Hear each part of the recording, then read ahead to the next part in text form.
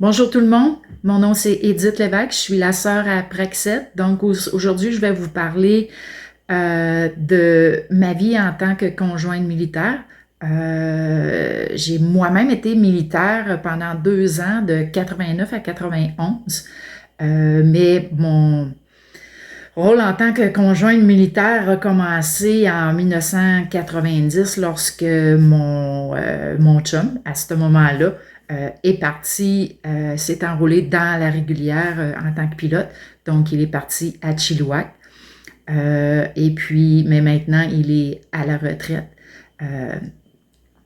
Donc, il a servi pendant 27 ans dans le militaire. Comment est-ce que c'était? Quand même intéressant, des moments difficiles, des bons moments aussi qu'il y a à travers ça. C'est sûr que il était souvent déployé en entraînement, soit au Canada, soit aux États-Unis ou à l'extérieur. Mon conjoint, juste mentionné, il était pilote, donc bien sûr, un pilote, c'est pas souvent à la maison, c'est souvent déployé. À travers les petits déploiements qu'il a eu, il a quand même eu 3 gros déploiements. Un en Haïti pour une mission militaire en Haïti en 1995, où ce qui a été déployé 7 mois. Ensuite, il a fait le Kosovo, où ce qui a été déployé 4 mois, je crois. Puis en Afghanistan, où ce qui a été déployé 6 mois. Donc, mon rôle, moi, à la maison, c'était tenir le fort. Il faut que la vie continue quand même lorsque le conjoint est déployé. Pas tout le temps facile, mais je vous disais que dans les déploiements les plus difficiles, je pense que ça a été, il n'y en a pas un qui est plus facile que l'autre, mais au tout début, au niveau du support, celui-là en Haïti en 1990, il n'y avait pas beaucoup de support, c'était pas vraiment développé. Il y a les centres communautaires des bases en 1990 qui ont commencé à se développer. Moi, j'étais à Mauja en Saskatchewan à ce moment-là.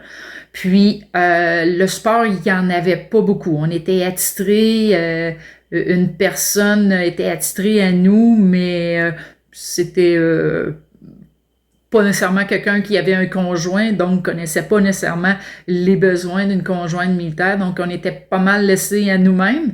À ce moment-là, l'Internet n'existait pas encore. Tout au moins en Haïti, il n'y avait pas d'Internet, c'était seulement les appels téléphoniques. Donc, un appel par semaine, 10 minutes qu'on avait le droit de se parler. Donc, à un moment donné, tu peux pas passer ta vie à attendre après le téléphone. Fait que s'il téléphonait et j'étais pas à la maison, ben là, ça allait à la semaine d'après. Je vous dirais que ça, c'était un peu la partie qui était difficile de pas pouvoir se parler. Le meilleur moyen de communication, c'était les lettres. Fait qu'à ce moment-là, qu'est-ce qu'on faisait? La malle n'arrivait pas tout le temps en ordre. Donc, qu'est-ce qu'on faisait? C'est qu'on numérotait nos lettres. Donc, de 1 à qui suivait. Donc, si la 9 arrivait avant la lettre numéro 7, il fallait pas ouvrir la 9 parce que sinon, la séquence faisait pas de sens. Puis ensuite, lorsqu'il y a eu le Kosovo, là, l'Internet était possible. Puis en Afghanistan, qui n'était pas une mission facile, mais l'Internet était vraiment présente, là. Donc ça, c'était une partie qui était facile pour nous, surtout pour les enfants de parler à leur papa. Donc ça, c'était quand même bien. Au niveau du centre communautaire, ça s'appelle les CRFM. Ça s'est développé beaucoup.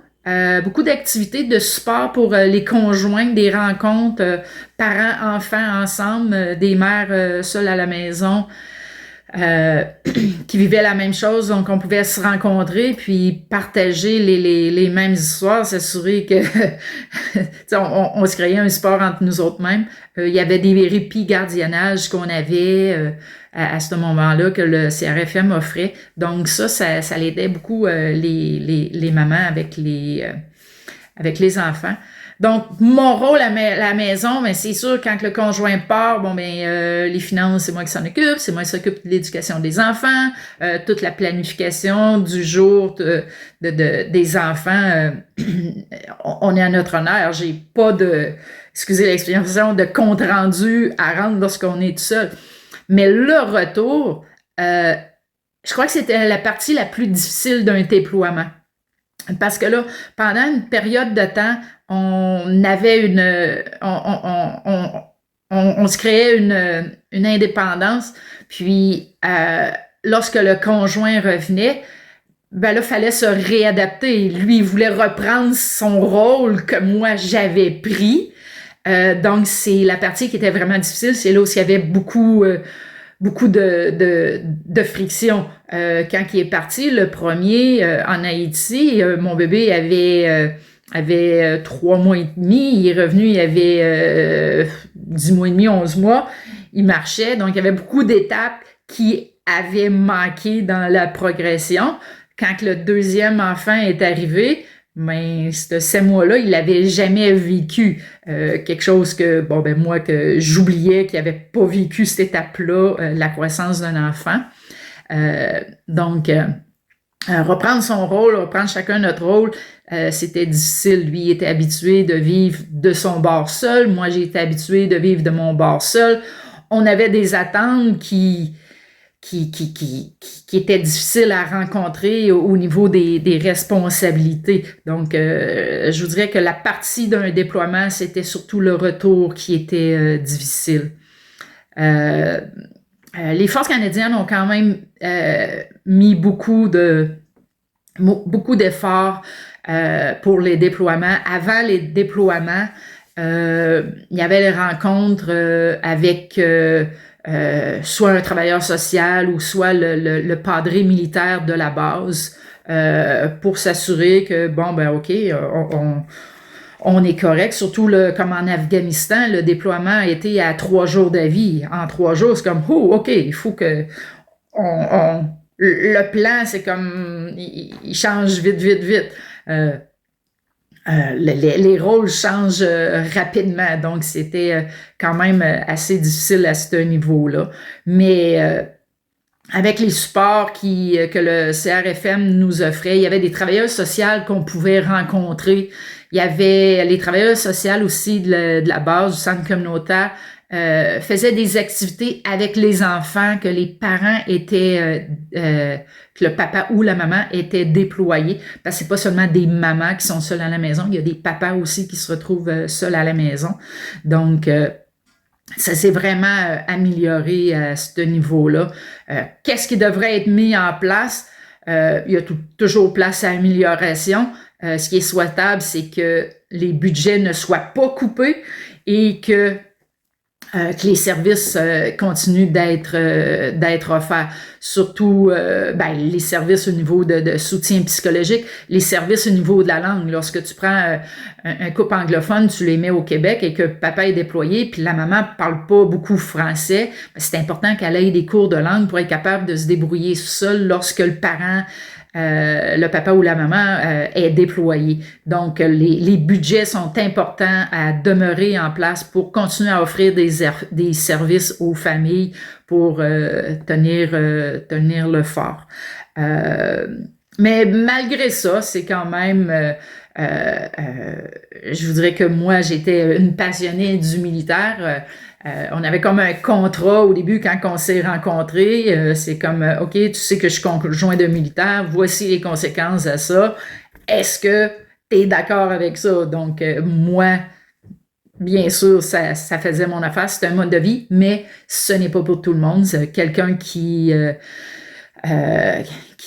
pas fort mentalement, qui a pas beaucoup un entourage qui les supporte, ben, c'est pas vraiment fait pour eux. Mais malgré ça, le centre communautaire est toujours là pour aider les familles. Puis c'est vraiment bien d'avoir cette opportunité-là d'utiliser les services du centre communautaire. Donc, c'est un peu ça. Désolé, mon message n'est pas en anglais. I'm really sorry I couldn't translate in English. It would be way longer.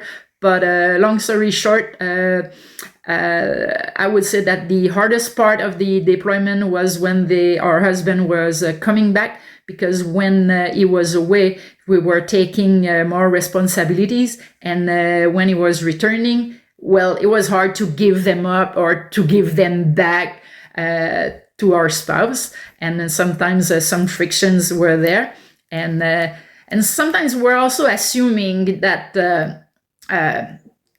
that our spouse was going to do some